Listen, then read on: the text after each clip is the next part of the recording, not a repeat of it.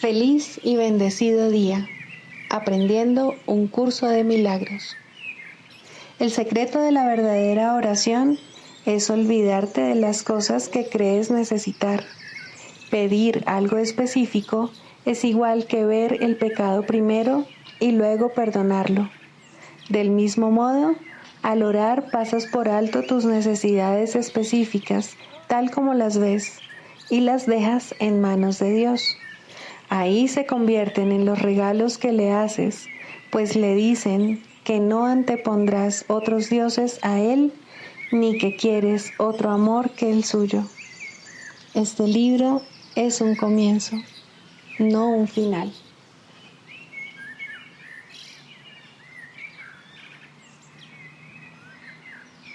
Del prefacio que postula, párrafo 13. El perdón es el medio que nos permitirá recordar. Mediante el perdón cambiamos la manera de pensar del mundo. El mundo perdonado se convierte en el umbral del cielo, porque mediante su misericordia podemos finalmente perdonarnos a nosotros mismos. Al no mantener a nadie prisionero de la culpabilidad, nos liberamos. Al reconocer a Cristo en todos nuestros hermanos, reconocemos su presencia en nosotros mismos. Al olvidar todas nuestras percepciones erróneas y al no permitir que nada del pasado nos detenga, podemos recordar a Dios. El aprendizaje no nos puede llevar más allá. Cuando estemos listos, Dios mismo dará el último paso que nos conducirá de regreso a Él.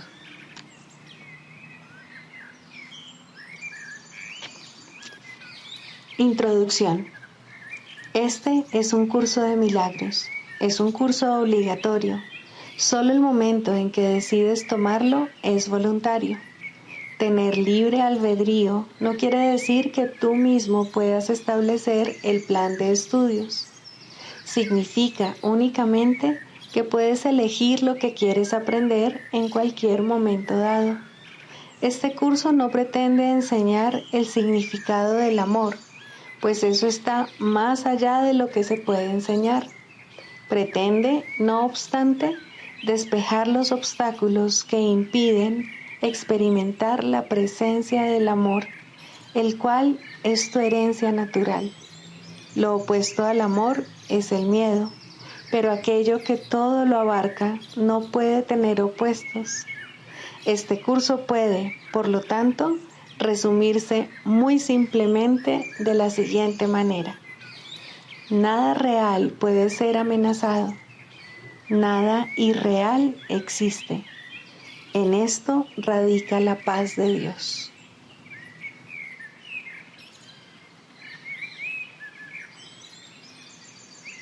Capítulo 1. El significado de los milagros. Primero, principios de los milagros. Principio 8. Los milagros curan porque suplen una falta. Los obran aquellos que temporalmente tienen más para aquellos que temporalmente tienen menos.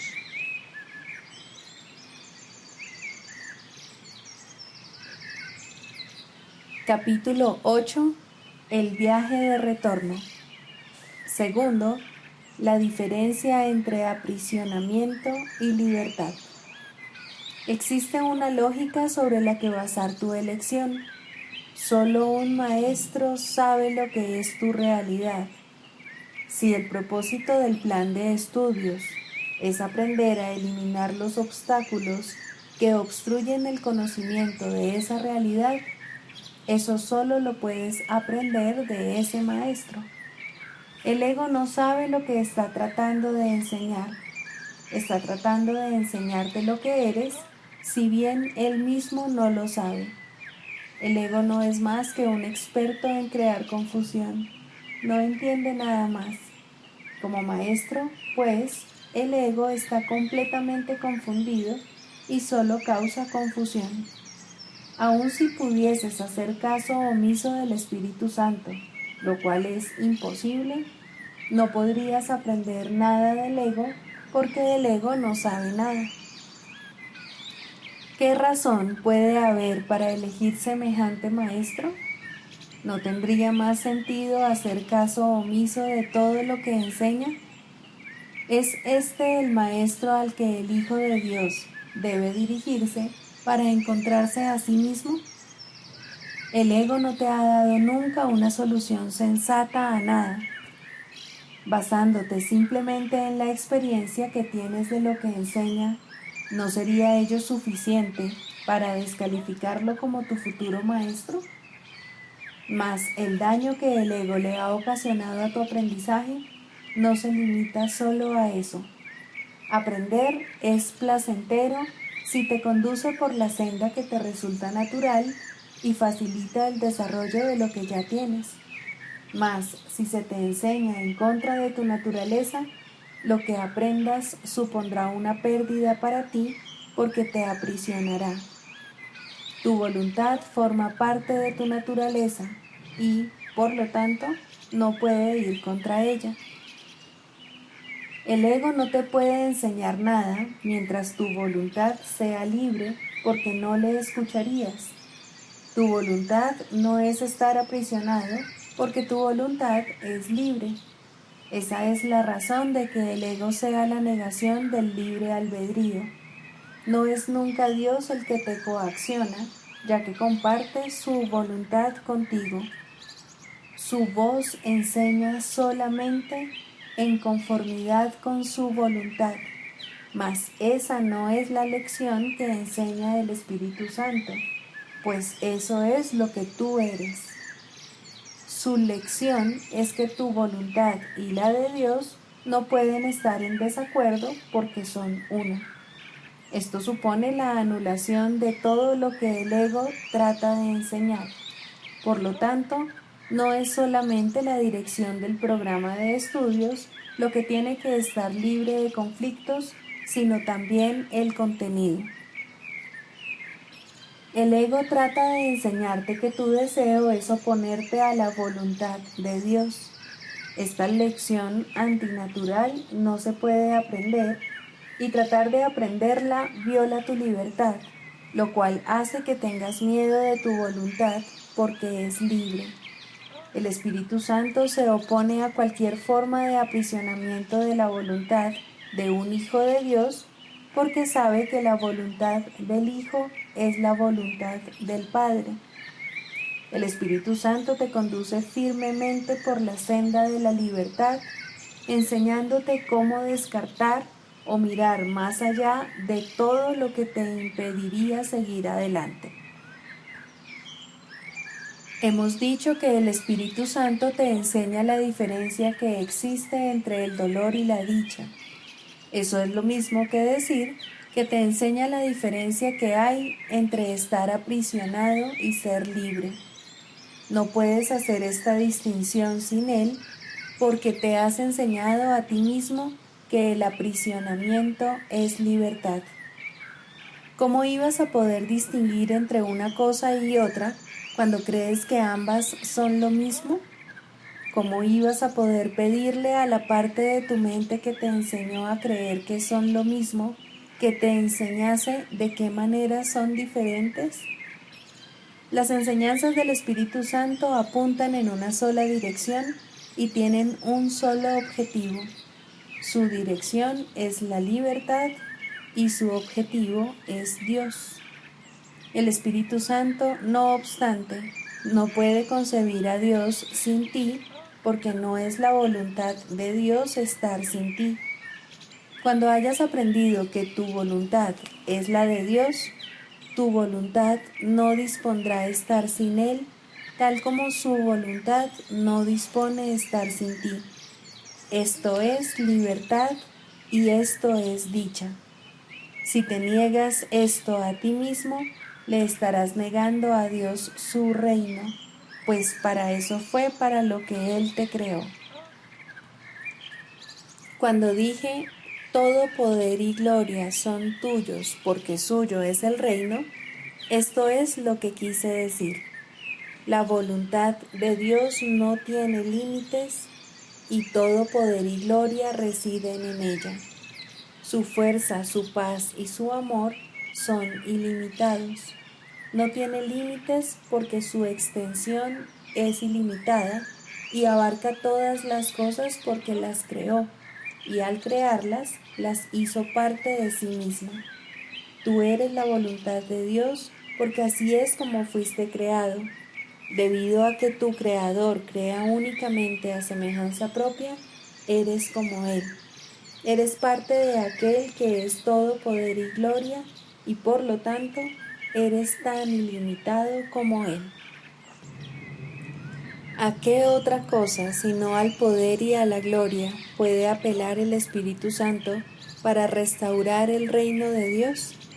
El Espíritu Santo, pues, apela simplemente a lo que el reino es, para que éste reconozca lo que él mismo es.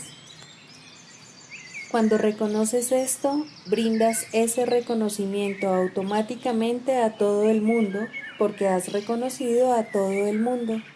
Mediante tu reconocimiento despiertas el de ellos, y mediante el de ellos, el tuyo se extiende. El despertar se propaga fácilmente y con gran júbilo por todo el reino, en respuesta a la llamada a Dios. Esta es la respuesta natural de todo hijo de Dios a la voz que habla en nombre de su Creador, ya que es la voz que habla en nombre de las creaciones del Hijo y de su propia extensión.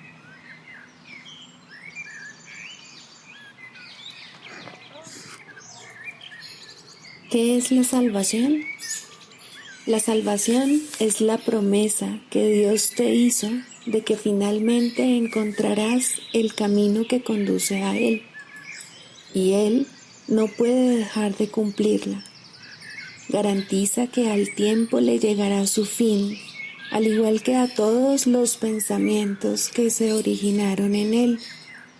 La palabra de Dios se le concede a toda mente que cree tener pensamientos separados, a fin de reemplazar esos pensamientos de conflicto con el pensamiento de la paz. El pensamiento de la paz le fue dado al Hijo en el mismo instante en que su mente concibió el pensamiento de la guerra. Antes de eso, no había necesidad de ese pensamiento, pues la paz se había otorgado sin opuestos y simplemente era.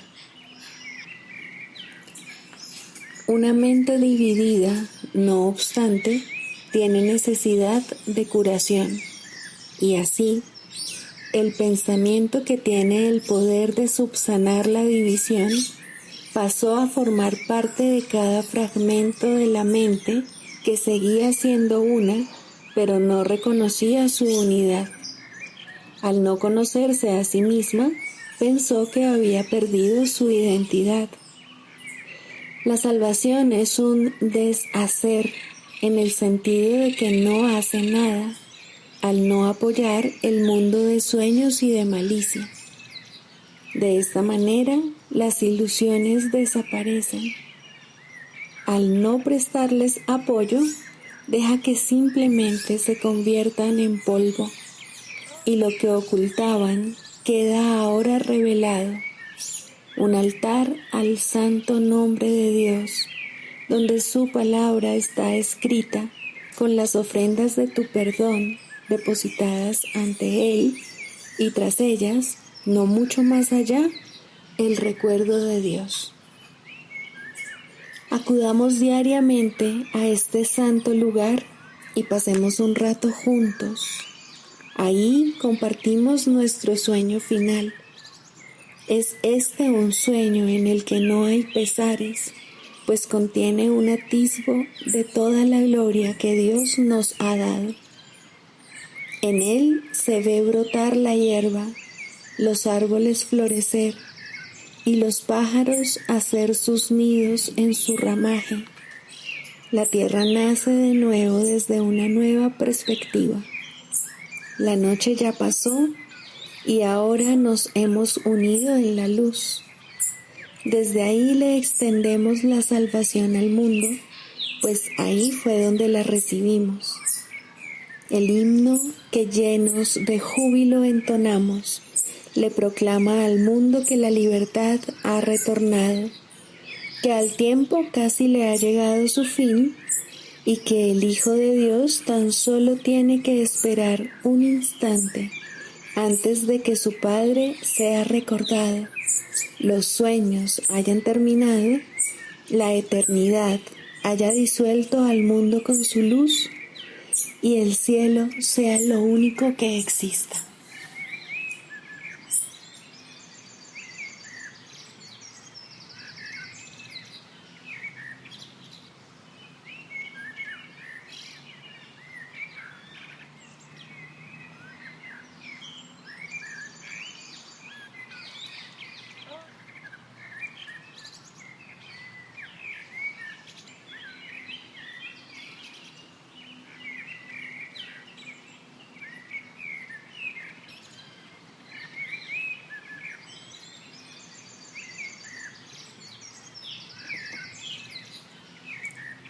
Lección 236.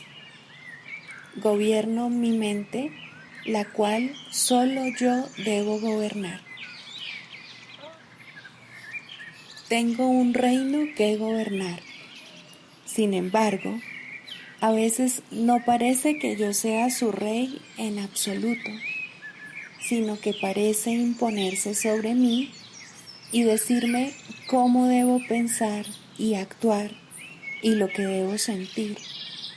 No obstante, se me ha dado para que sirva cualquier propósito que yo perciba en él. La única función de mi mente es servir.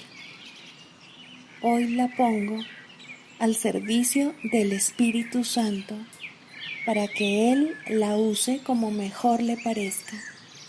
De esta manera, soy yo quien dirige mi mente, que solo yo puedo gobernar, y así la dejo en libertad para que haga la voluntad de Dios. Padre, mi mente está dispuesta hoy a recibir tus pensamientos y a no darle entrada a ningún pensamiento que no proceda de ti. Yo gobierno mi mente y te la ofrezco a ti. Acepta mi regalo, pues es el que tú me hiciste a mí.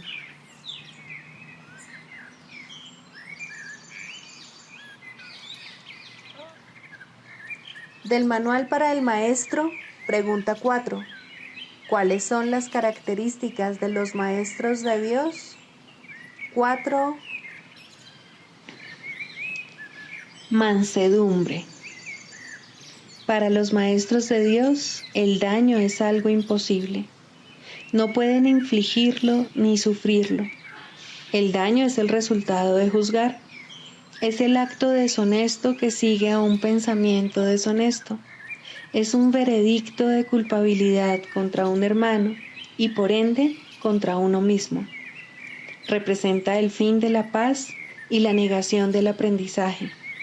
Demuestra la ausencia del plan de aprendizaje de Dios y el hecho de haber sido sustituido por la demencia.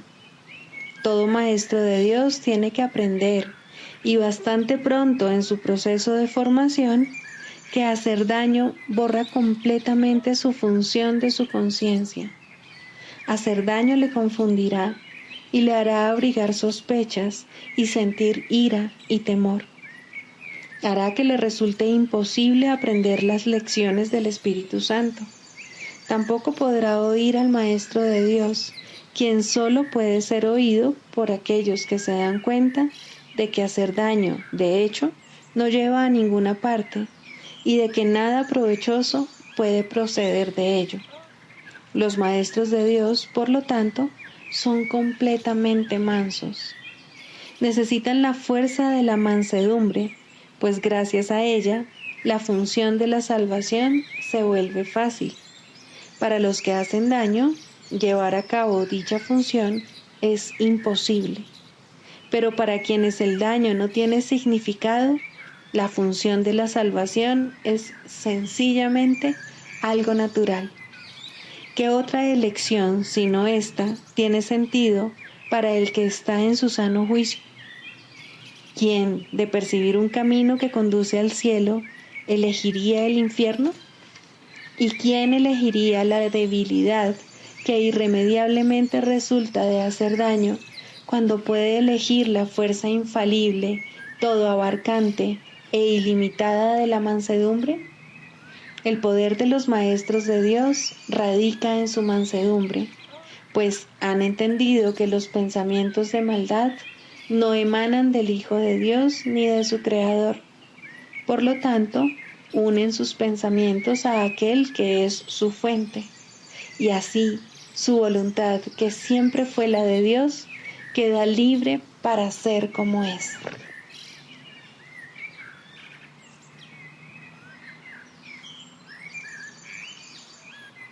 Manual para el Maestro, pregunta 24.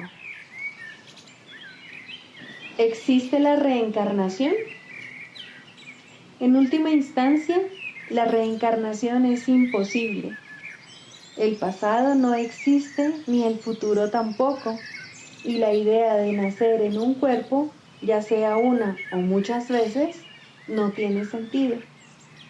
La reencarnación, por lo tanto, no puede ser verdad desde ningún punto de vista. Nuestra única pregunta debería ser, ¿es un concepto útil? Y eso depende, por supuesto, del uso que se le dé. Si se usa para reforzar el reconocimiento de la naturaleza eterna de la vida, es ciertamente útil. ¿Qué otra pregunta con respecto a la reencarnación podría ser útil para arrojar luz sobre el camino? Al igual que muchas otras creencias, esta puede usarse desacertadamente.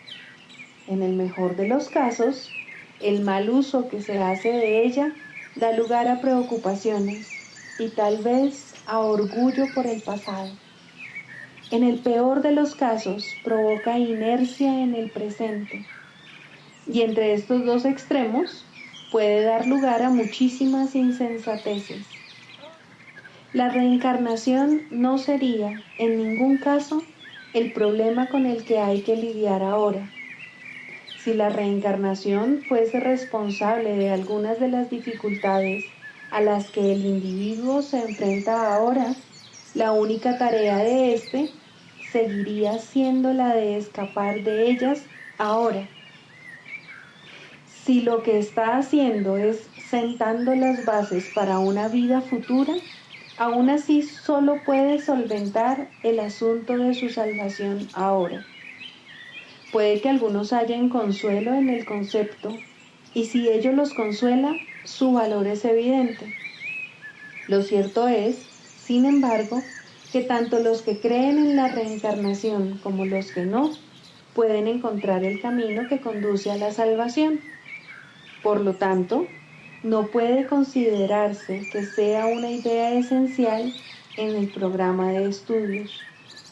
Siempre existe cierto riesgo en ver el presente en función del pasado, mas siempre hay algo bueno en cualquier pensamiento que refuerce la idea de que la vida y el cuerpo no son lo mismo. Para nuestros propósitos, no sería útil adoptar una postura definitiva al respecto. Un maestro de Dios debe ser igualmente útil para los que creen en la reencarnación como para los que no.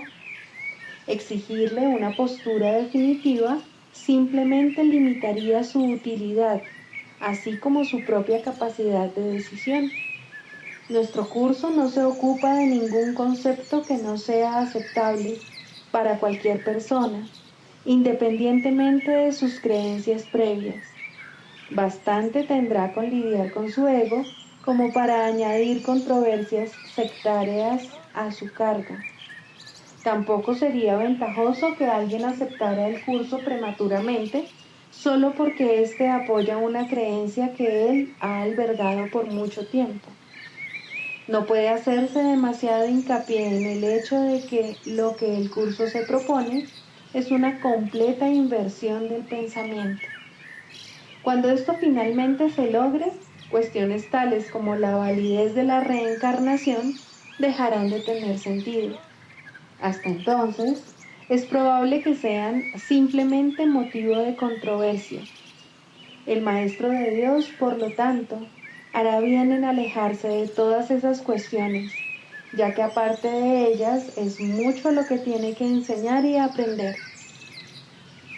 Debe aprender y enseñar que las cuestiones teóricas no son más que una pérdida de tiempo, puesto que desvían al tiempo del propósito que se le asignó. Si un concepto o una creencia tiene aspectos útiles, se le dirá. También se le dirá cómo usarlos. ¿Qué más necesita saber? ¿Quiere decir esto que el Maestro de Dios no debe creer en la reencarnación ni discutirla con otros que sí creen en ella? Por supuesto que no. Si él cree en la reencarnación, sería un error que renunciase a su creencia a menos que su maestro interno así se lo aconsejase.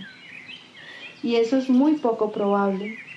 Es posible que se le indique que está haciendo un mal uso de la creencia, de tal manera que ello resulta perjudicial tanto para el progreso de su alumno como para el suyo propio. En ese caso, se le recomendaría una reinterpretación, puesto que ésta sería necesaria. Lo único que se tiene que reconocer, no obstante, es que el nacimiento no fue el principio y que la muerte no es el final, mas ni siquiera esto se requiere del principiante. Él solo necesita aceptar la idea de que lo que sabe no es necesariamente todo lo que es posible aprender. Su jornada habrá comenzado. El énfasis de este curso es siempre el mismo. En este momento es cuando se te ofrece total salvación y en este momento es cuando puedes aceptarlo. Esa sigue siendo tu única responsabilidad. La expiación se puede equiparar a la escapatoria total del pasado o a la total falta de interés por el futuro. El cielo está aquí. No existe ningún otro lugar. El cielo es ahora. No existe ningún otro tiempo. Los maestros de Dios no se interesan por ninguna otra enseñanza que no conduzca a esto. Todas las creencias apuntan a ello si han sido interpretadas correctamente. En este sentido, se puede decir que su verdad está determinada por el provecho que resulte de ellas. Todas las creencias que facilitan el progreso se deben respetar.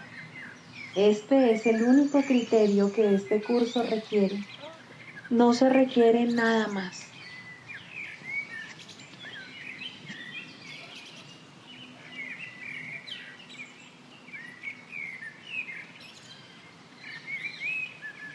Clarificación de términos.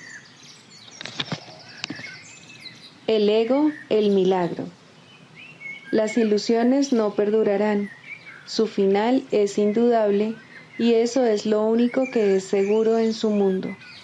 Por eso es por lo que es el mundo del ego. ¿Qué es el ego? El ego no es más que un sueño de lo que en realidad eres.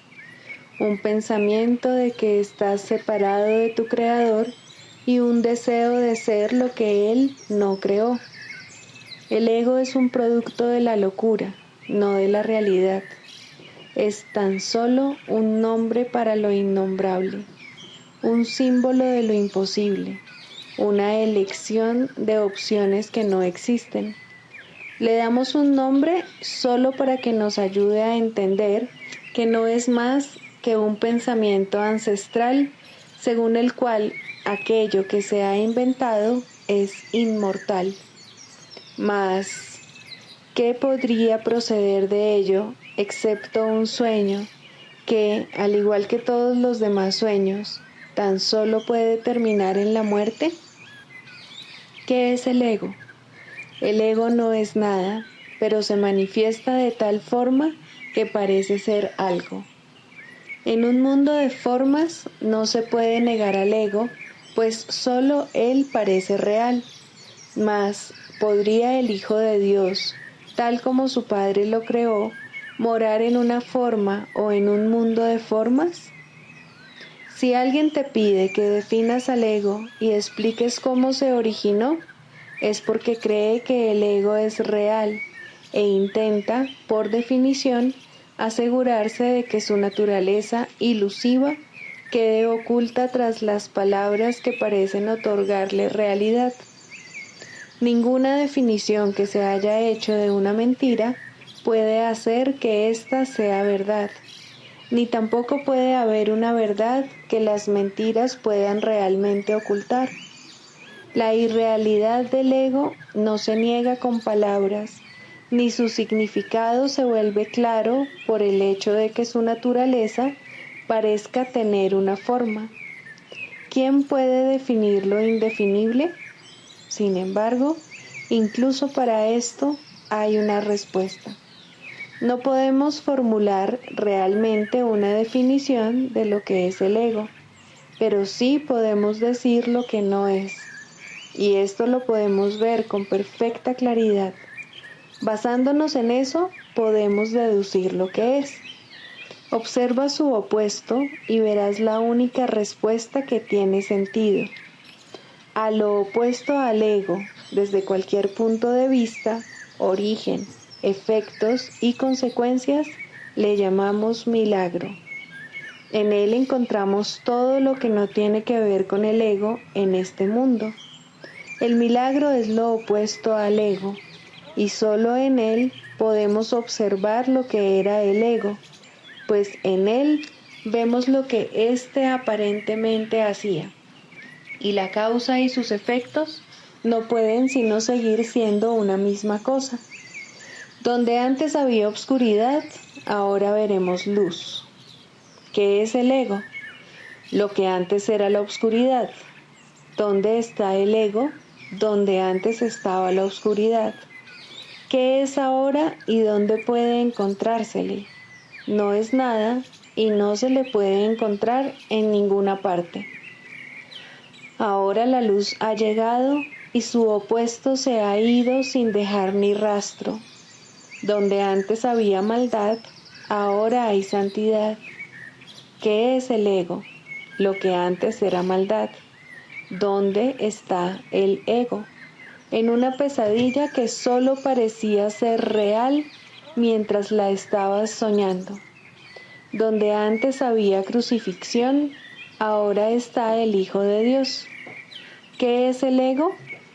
¿Quién tiene necesidad de preguntar? ¿Dónde está el ego? ¿Quién necesita ir en busca de ilusiones ahora que los sueños han desaparecido? ¿Qué es un milagro? Un milagro es un sueño también, pero si observas todos los aspectos de ese sueño, jamás volverás a dudar. Observa el bondadoso mundo que se extiende ante ti mientras caminas envuelto en mansedumbre. Observa a los ayudantes que encuentras a lo largo del camino que recorres, felices ante la certeza del cielo y la garantía de paz. Y observa también, por un instante, lo que por fin dejaste atrás y finalmente pasaste de largo. Esto es lo que era el ego, el odio cruel, la necesidad de venganza y los gritos de dolor, el miedo a la muerte y el deseo de matar, la ilusión de no tener hermanos y el yo que parecía estar solo en el universo. El milagro corrige este terrible error con respecto a ti mismo, con la misma dulzura con la que una madre amorosa adormece con su canto a su criatura. ¿No preferirías escuchar un canto así? ¿No contestaría ese canto todo lo que pensabas preguntar, haciendo incluso que la pregunta dejase de tener sentido? Tus preguntas no tienen respuesta, ya que han sido planteadas para acallar la voz de Dios, la cual nos hace a todos una sola pregunta. ¿Estás listo ya para ayudarme a salvar el mundo? Pregunta esto en vez de preguntar qué es el ego, y verás un súbito resplandor envolver al mundo que el ego fabricó. Ahora no se le niega a nadie ningún milagro.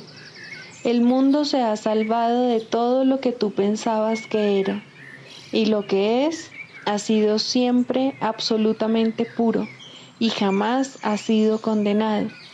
El milagro perdona, el ego condena. No se necesita ninguna otra definición para ninguno de ellos excepto esta. Mas, ¿qué definición podría ser más cierta o estar más a tono con lo que es la salvación? Con esto, el problema y la respuesta se llevan una al lado del otro, y al estar finalmente juntos, la elección es obvia. ¿Quién elegiría el infierno de reconocer que eso es lo que está eligiendo? ¿Y quién no seguiría adelante un poco más cuando le ha sido dado comprender que el camino es corto y que el cielo es su meta?